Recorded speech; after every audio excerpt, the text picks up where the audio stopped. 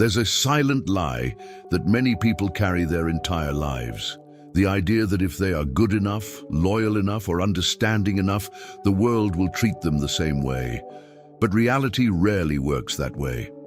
The truth is that much of the emotional pain people carry doesn't stem from the malice of others. It stems from the naivete with which we perceive human nature. We expect loyalty where there is self-interest. We expect gratitude where there is convenience. We expect protection from people who, at the first opportunity, choose their own advantage. It may sound harsh, but here's the liberating part. When you understand how the human game really works, something powerful happens. Manipulations stop working. Provocations lose their power. Disappointments cease to bring you down. This is exactly what realist thinkers like Machiavelli realized centuries ago when advocating for a politics guided by reality, not ideals. They understood that those who master their own minds and understand human nature become virtually impossible to hurt emotionally. In this video, you'll discover simple yet extremely powerful principles that can completely transform how you deal with people, conflict, and expectations. And when these principles start to make sense to you, something curious happens. The world remains the same, but you no longer react to it in the same way. If something inside you awakened while listening, don't ignore that feeling. This channel isn't about videos, it's about memories. Remember who you were before the fear, before the exhaustion, before the silence. Each new video here is a different reflection of your own soul, an invitation to understand what the world never taught you. The power you seek outside has always been within you. If you feel that this journey speaks to what lives silently within you, sign up now. Not to follow yet another creator, but to reconnect with something the world tried to make you forget. Because here, every word was made to heal, each reflection to awaken, and each video serves as a reminder. You are not alone on the path back to yourself. Click on subscribe and turn the algorithm into a daily reminder of who you really are. There's a quiet moment in life when a person realizes something few dare to admit. Most people don't think about you even half as much as you imagine. It sounds hard to hear, but curiously, this realization isn't depressing, it's liberating. For a long time, many people live trapped by the expectation of recognition, loyalty, or consideration from others. They expect others to act out of friendship, gratitude, or some kind of invisible moral code. But those who observe life more objectively begin to notice something interesting. People almost always act out of self-interest. It's not necessarily malice, it's real human nature. That's exactly why strategic thinkers throughout history have advocated for a policy guided by reality, not ideals. When someone understands this, they begin to see the world more clearly. A colleague who previously seemed disloyal may simply be defending their own position. A friend who disappears when you lose status may never have been there for you. This kind of perception shouldn't generate bitterness, but lucidity. True power begins when you accept that emotional expectations are a dangerous type of investment. Those who build their own inner stability become less dependent on external validation, and that's where true autonomy is born. A keen observer quickly realizes that many frustrations stem from the belief that others should act differently than they actually do. A person helps someone expecting eternal loyalty, does favors expecting permanent gratitude, or shares secrets expecting protection. When these expectations fail, disappointment arises. But note well, disappointment is born from expectation, not reality. More mature strategies start from decisions based on real human nature. If someone helps another person at work, for example, it is wise to consider that this help may or may not be reciprocated. Not betting everything on the goodwill of others already avoids half of the unnecessary suffering. This type of thinking recalls an ancient principle. Those who understand the human game avoid putting themselves in vulnerable positions. This does not mean becoming cold or paranoid, but simply acting consciously. There is a huge difference between naivete and kindness. Naivete expects everyone to act on high principles. Wisdom recognizes that many act for advantage. And curiously, when someone begins to operate with this lucidity, they begin to protect themselves better without needing to harden their heart. Some of history's greatest strategists realized early on that human relationships are rarely purely emotional. They are often invisible systems of exchange, status, utility, influence, opportunity. All of these weigh on relationships. Those who ignore this become predictable and manipulable. Those who understand this begin to develop what many call virtù and fortuna, the ability to act skillfully while adapting to circumstances.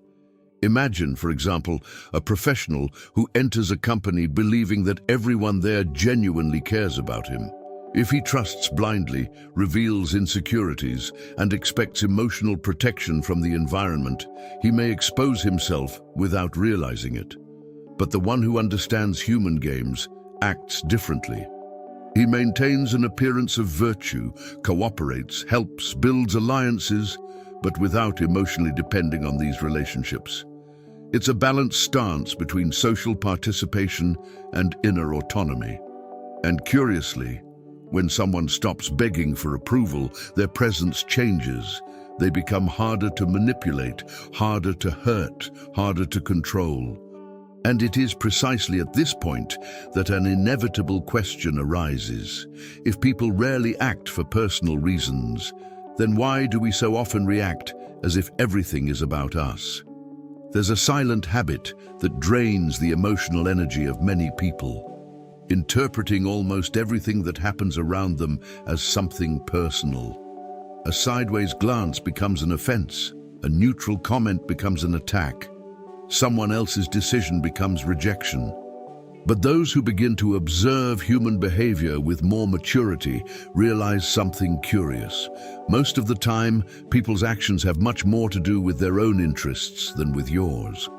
Someone who ignores your message may simply be busy or focused on something that gives them an advantage at that moment. A colleague who tries to stand out in a meeting may simply be trying to protect their own position. When you see the world this way, many things lose their emotional weight. Great strategists have always understood that interpreting every move as something personal is a costly mistake. Therefore, politics guided by reality, not by ideals, teaches a simple thing: observe the game before reacting. When someone reacts emotionally to everything, they give others control of their own mental state. And curiously, the more someone gets irritated, explains themselves, or tries to prove they were wronged, the more power they grant to their surroundings. Those who learn to maintain emotional distance begin to operate on another level. A simple example helps illustrate this. Imagine someone receiving criticism at work. The common reaction is to feel attacked and respond in kind. But someone who has developed emotional discipline does something different. They analyze the situation before reacting. Was this criticism truly a personal attack, or was it merely an attempt by the other person to gain an advantage or demonstrate authority? Often, it's not about you. It's about the positioning game that takes place in any competitive environment. Experienced people understand that reacting impulsively is almost always a strategic error. The calculated use of force includes knowing when not to react. Sometimes silence is more powerful than any response. Sometimes a calm smile disarms more than a confrontation. This is why many historical leaders maintained almost absolute control over their own reactions.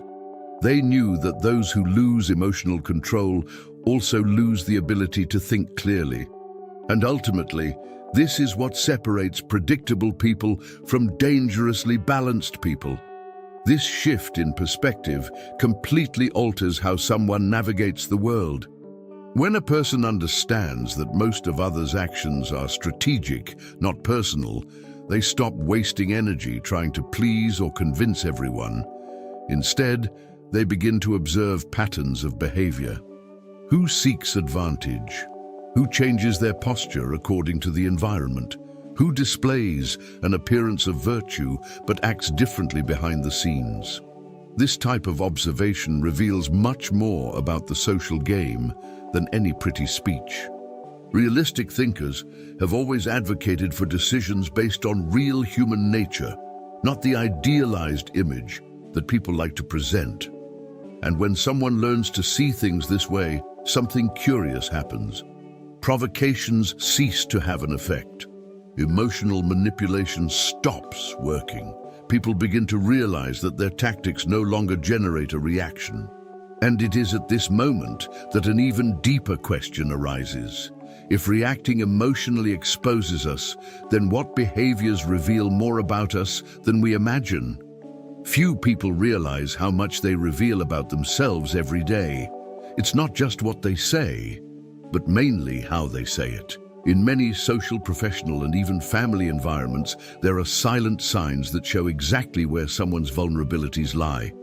One of the most common and most dangerous behaviors is over-explaining. The person feels the need to justify every decision, every attitude, every choice. It seems innocent, but in practice it functions as an emotional map handed to others. Those who observe carefully begin to understand what bothers you, what makes you react, and how far they can push. This is exactly why ancient strategists talk so much about the appearance of virtue and controlling exposure. It's not about being false, but about being selective. Imagine someone at work who always feels the need to prove they are right. By doing this constantly, they reveal two things: insecurity and a need for approval. More calculating people notice this quickly and begin to use this pattern to their advantage. Those who constantly seek sympathy, validation, or understanding become predictable. And predictability in any human game is a silent form of weakness. Another behavior that reveals a lot is sharing weaknesses in the wrong environment. There's a huge difference between conscious vulnerability and naive exposure. Talking about difficulties with someone you trust can be healthy, but sharing insecurities with people who haven't yet proven their loyalty can become a trap. Think of a competitive environment like a company, for example. If someone constantly reveals their doubts, fears, or frustrations to colleagues who are also vying for space, this information can become strategic tools against them. It's not uncommon to see situations where something said in confidence resurfaces later at a critical moment. History is full of such examples. That's why many realist thinkers argued that decisions based on real human nature require emotional prudence. It's not about living in distrust of everyone, but about understanding that not every environment is safe for total exposure. Those who learn this begin to talk less about their weaknesses and more about their goals. Interestingly, this simple change completely alters how the people around them perceive them. There is also a third behavior that reveals much more than it seems: the constant need to be accepted.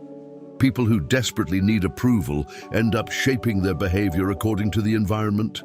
They laugh when they don't find something funny, agree when they disagree, and try to please even when it hurts their own interests. At first glance, this seems to make someone more likable. But in practice, the opposite happens. Anyone who observes human behavior coldly knows that respect rarely arises from emotional submission. Many historical leaders realized that in certain circumstances, it is better to be feared than loved, provided one knows how to avoid being hated. This phrase does not mean spreading fear, but understanding that firmness generates respect. Someone who maintains a consistent posture, who does not beg for approval, and who controls what they reveal about themselves, conveys a completely different presence. And when this presence begins to form, a new kind of inner strength emerges. A strength that does not depend on praise nor crumble in the face of criticism. And it is precisely there that something rare begins to be born, an inner value that no one can touch. There is a type of strength that doesn't appear in diplomas, positions, or applause. It's a silent, almost invisible force, but when someone develops it, everything around them changes. This strength is born when a person stops emotionally depending on the opinions of others to define their own worth. While someone needs praise to feel good or approval to keep moving forward, their emotional stability remains in the hands of others. And this, in practice, is a subtle form of dependence. Strategically mature people realize early on that the world rarely distributes recognition fairly. Sometimes those who work harder receive less credit. Sometimes those who speak less are ignored. And sometimes those who act honestly see others advance through less noble maneuvers. It is at this point that a very clear vision of human reality comes into play. Politics guided by reality, not by ideals, requires you to build a solid inner center. Those who possess this center do not waver according to the applause or criticism of the environment. They know who they are, they know what they seek, and they continue to move forward even when no one is watching. And this silent posture begins to generate something curious: involuntary respect. Think of someone who maintains discipline even when no one is demanding it. Someone who continues studying, training, or improving themselves without needing external encouragement. This type of behavior builds an emotional foundation that is difficult to shake. A simple example: imagine two people receiving public criticism at work. The first one goes into crisis, tries to defend themselves, over-explains, and spends days dwelling on it. The second listens, analyzes if there is anything useful in that criticism, and moves on without drama. Which of the two conveys more stability? The answer is obvious. This type of posture is very similar to the principle of virtù and fortuna, the ability to act firmly while adapting to circumstances. Those who develop inner value come to understand that praise can inflate the ego just as criticism can hurt, but neither needs to define their identity. This emotional maturity is built with practice. Reading works such as Marcus Aurelius's Meditations or Machiavelli's The Prince, for example, helps develop this realistic mindset about power, reputation, and inner control. And when someone begins to apply these ideas in their daily life, something interesting happens. Their presence becomes more stable, more quietly respected. But there's an important detail in this process. Building inner value doesn't mean completely ignoring the external world. It simply means that your foundation doesn't depend on it. It's like building a mental fortress. The winds may change, opinions may waver, circumstances may vary, but the structure remains firm. Those who reach this level begin to realize they no longer need to chase recognition. They simply do what needs to be done. Interestingly, this kind of attitude generates something powerful. People begin to notice who isn't desperately seeking attention. It's almost as if there's a social radar to detect who has inner control, and this perception completely changes the dynamics of human interactions. Those who previously tried to provoke or manipulate begin to lose their effect. Because praise no longer inflames, criticism no longer destroys, and provocations no longer elicit a reaction. But to achieve this kind of stability, there's an even deeper skill that needs to be developed: learning to manage one's own emotions without becoming a hostage to them. One of the biggest differences between ordinary people and strategically mature people lies in how they deal with their own emotions. Most react. Few choose how to react.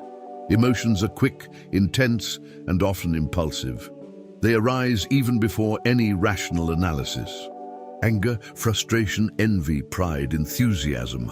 All these forces pass through the mind like momentary storms. The problem is not feeling these emotions. The problem is allowing them to take control of decisions. Anyone who observes real human nature quickly realizes that many people are manipulated precisely because of this. A provocation generates a reaction. The reaction generates exposure, and exposure generates an advantage for the one who provoked. Realistic thinkers have always understood that the calculated use of force begins with inner mastery. Before controlling any external situation, it is necessary to learn to control one's own reactions. It's not about repressing emotions as if they were weaknesses, but about managing them intelligently. In certain situations, showing calm generates respect. In others, demonstrating firmness establishes limits. And sometimes, silence is worth more than any well-articulated response. Imagine a simple everyday scenario. In a work meeting, someone tries to belittle your idea in front of others. The immediate impulse would be to retaliate with irritation or engage in an emotional debate. But someone who has developed emotional discipline does something different. They listen attentively, maintain a calm posture, and respond only when necessary, without raising their voice or showing weakness. This posture breaks the expectation of conflict. And when someone breaks that expectation, the psychological game changes completely. Many people expect a reaction to fuel disputes. When that reaction doesn't happen, the environment loses its emotional fuel. This type of control doesn't appear out of nowhere. It's built with practice. Simple techniques greatly help in this process. One of them is the conscious delay of reaction. When you feel an intense emotion, wait a few seconds before responding. Another powerful strategy is to observe your own emotions as if they were external events, not internal commands. This skill transforms the mind into a space for observation, not impulsivity.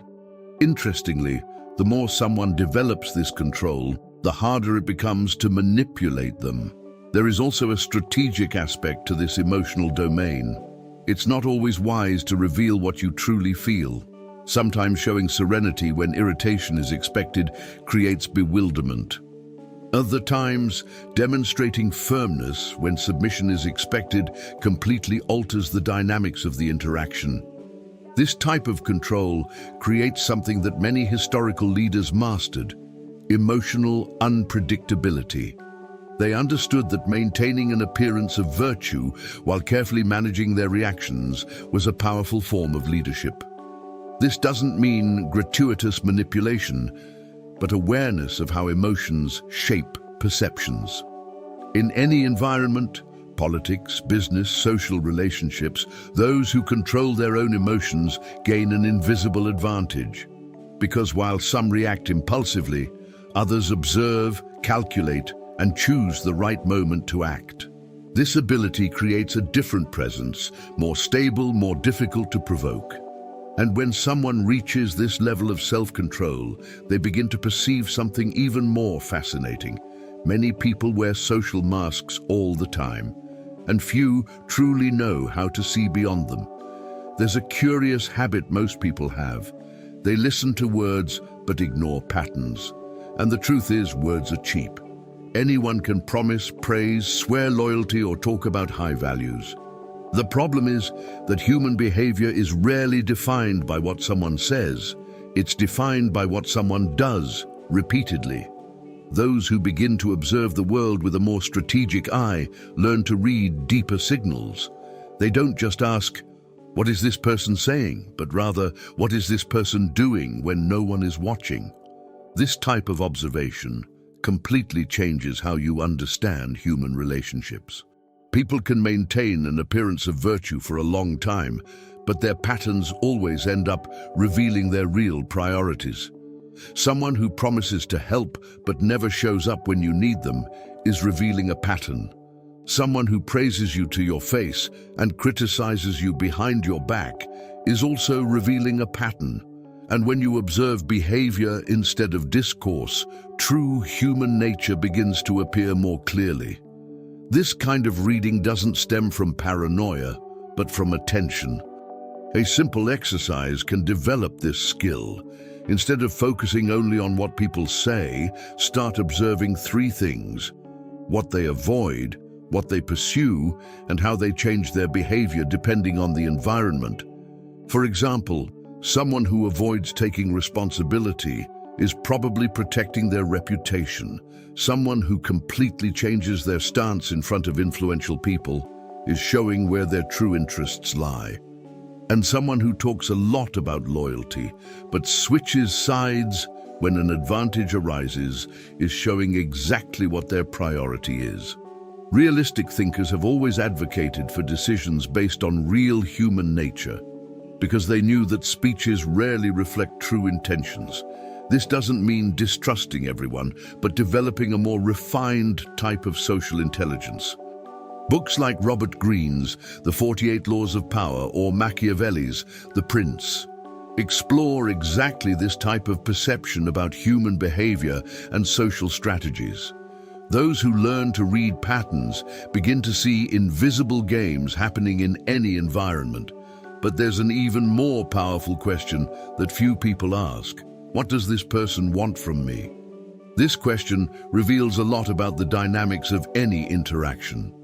Every relationship involves some kind of exchange, whether emotional, social, or strategic. Sometimes someone wants support, sometimes they want access, sometimes they want influence, and sometimes they just want validation.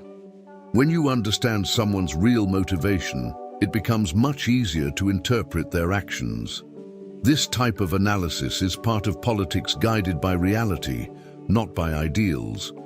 Instead of blindly believing the image people project, you observe their actions over time.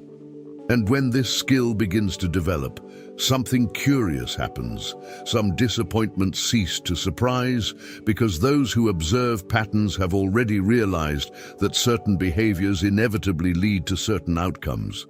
It's like watching a movie already knowing which character will probably change sides at the end. And when this perception becomes clear, a conclusion emerges that many avoid admitting. In many contexts of life, betrayal is not an unexpected accident. It's almost a predictable rule. There's an idea that many people take years to accept. Betrayal rarely arises from nothing. Most of the time, it simply reveals something that was already present, but that no one wanted to see. Throughout history, those who have observed human behavior attentively have realized that absolute loyalty is much rarer than discourses about loyalty. People change positions when interests change. Alliances break down when circumstances transform. And promises made in moments of comfort often evaporate when pressure arises. This doesn't mean that no one is loyal, but it does mean that blindly trusting in human stability is strategic naivete. Realistic thinkers have always operated with a very clear vision. Decisions based on real human nature require considering that interests can change at any moment. That's why historical strategists always created structures that didn't depend exclusively on the goodwill of others. They sought to build systems, positions, or alliances that could survive even when someone changed sides. This mentality doesn't stem from cynicism, but from observation. A simple example helps illustrate this. Imagine someone building a business with close friends. In the beginning, everything seems perfect. There's enthusiasm, trust, and a shared vision. But as the project grows, money, recognition, and opportunities arise. It's precisely at this point that many conflicts emerge. Someone starts to feel they deserve more participation. Another feels underestimated. Another receives a better offer from outside. Suddenly, the scenario changes. Situations like this happen in companies, in politics, and even within families. Those who have observed this type of dynamic understand that betrayal often doesn't stem from pure malice, but from a combination of ambition, fear, and opportunity. That's why strategic leaders have always advocated something very specific: building structures based on their own loyal armies, not just relying on fragile alliances. In modern terms, this means developing autonomy, personal skills, and a solid foundation that won't disappear if someone decides to change their stance. Those who understand this avoid placing their entire destiny in the hands of others. But there's an even more important psychological detail. Most people feel devastated when someone betrays them because they believed it was impossible. A strategically prepared mind, however, thinks differently. It understands that the possibility of betrayal always exists and therefore creates emotional and practical safety margins. This doesn't mean living expecting the worst from people, but it does mean not being surprised when interests change. Interestingly, when someone adopts this posture, they become more stable. Because their security doesn't depend on external promises. They cooperate, build relationships, and even develop deep friendships, but remain aware that circumstances can change. This kind of lucidity creates something powerful: emotional freedom. Those who don't live, dependent on the absolute fidelity of others, become less vulnerable to human change.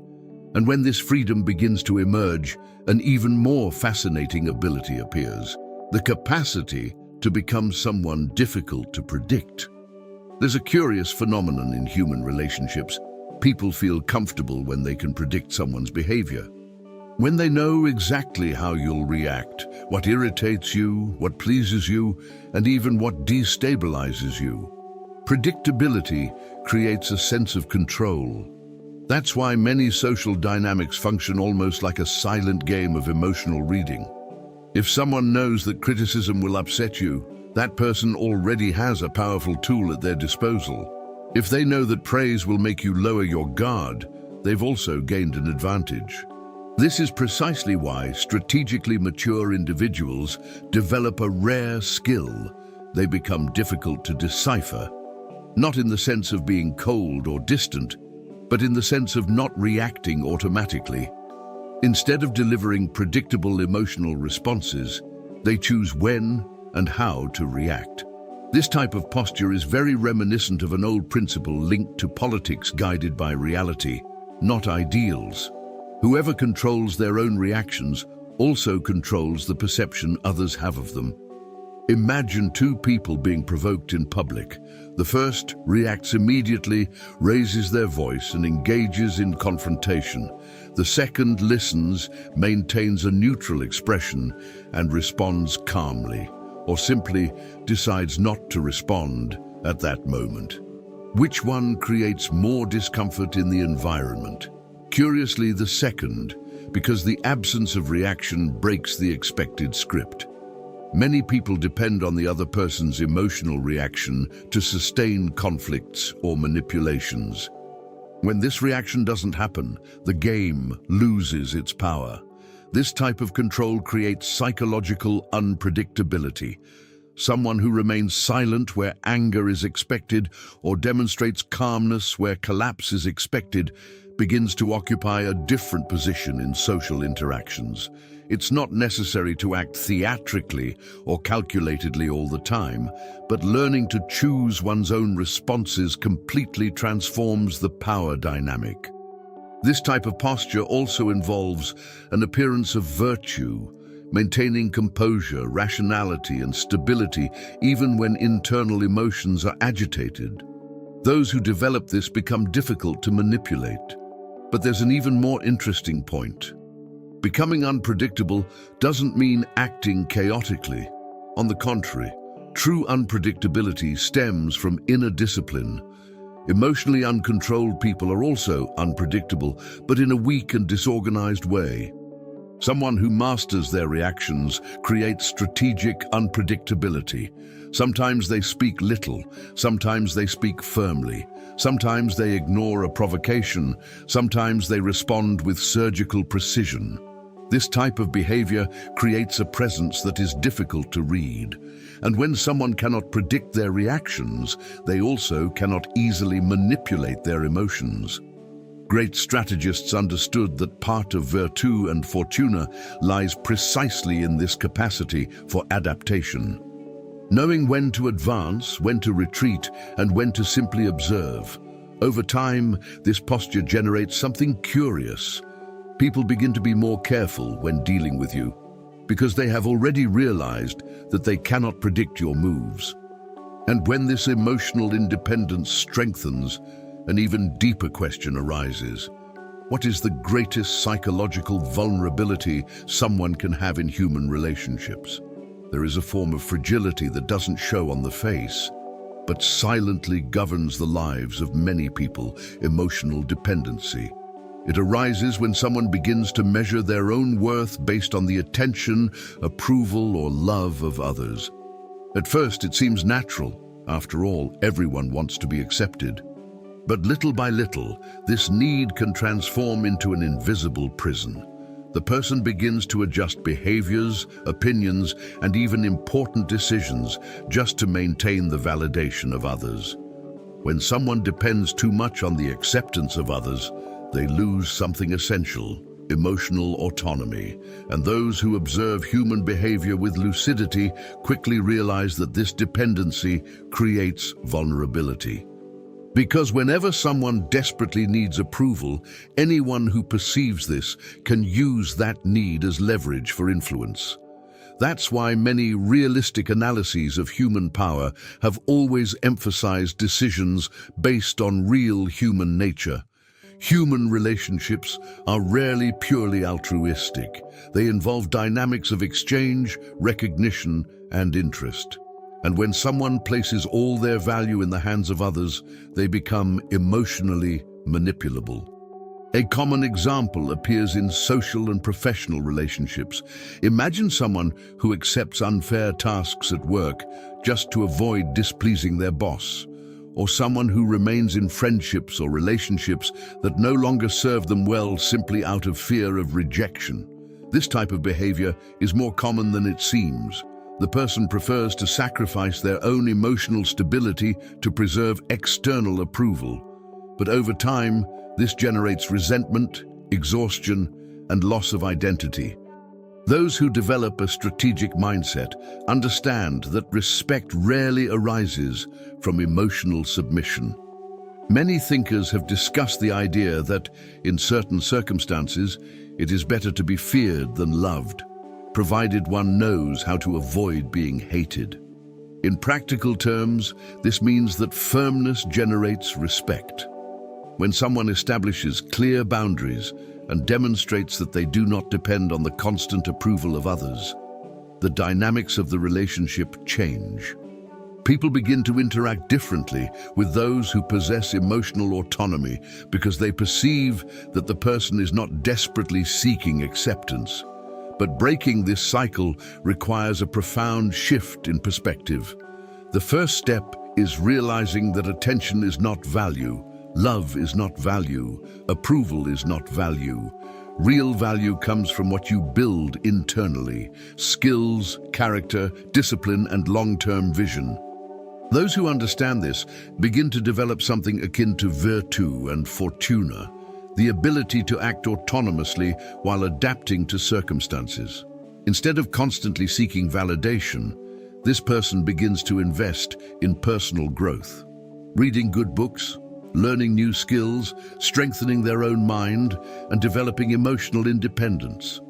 Works like Marcus Aurelius's Meditations or Ichiro Kishimi's The Courage to be Disliked explore precisely this idea of emotional liberation from the need for approval. And when someone begins to build this autonomy, something powerful happens.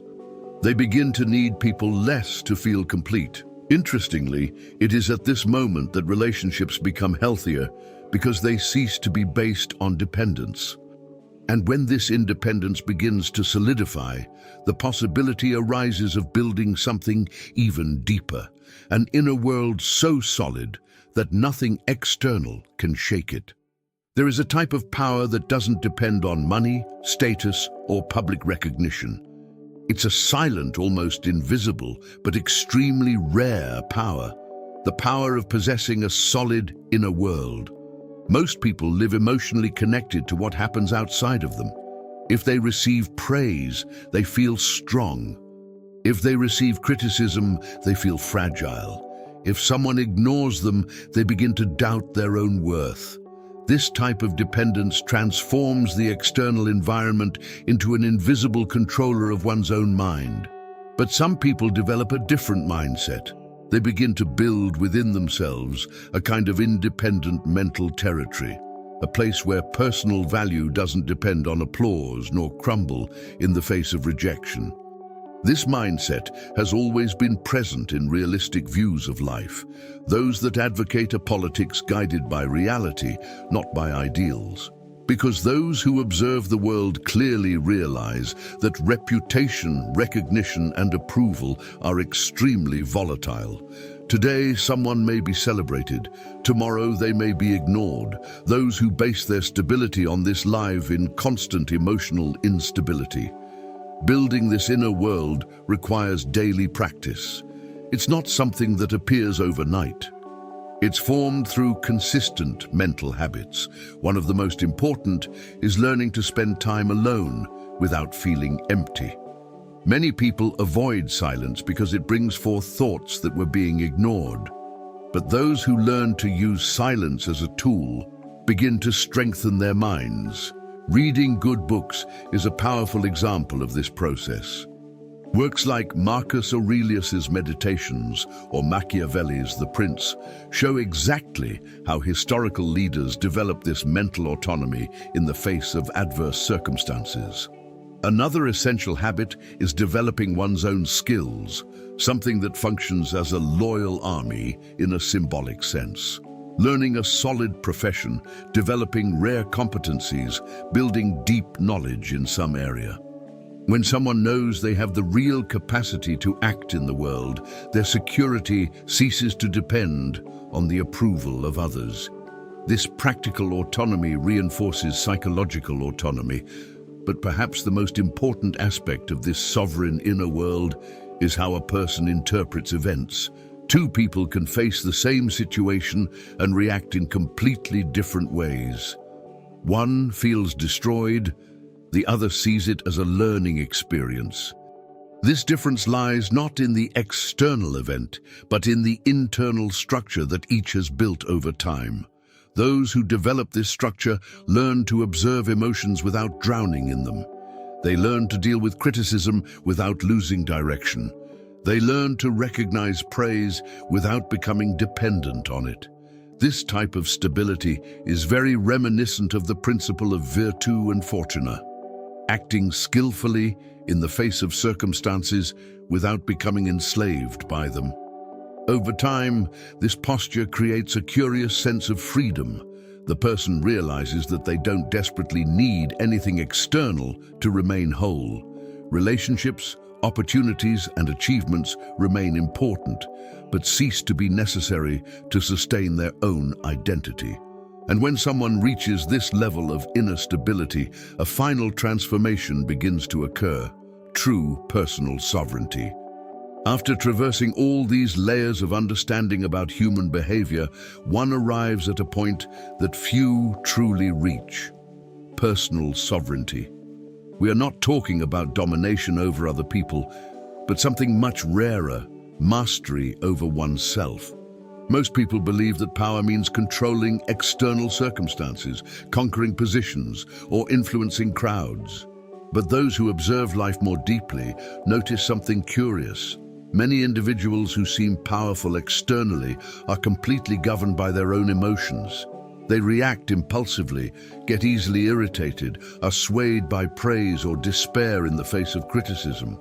In other words, they seem strong on the outside, but remain fragile on the inside. True sovereignty begins when someone starts to control their thoughts, reactions, and needs.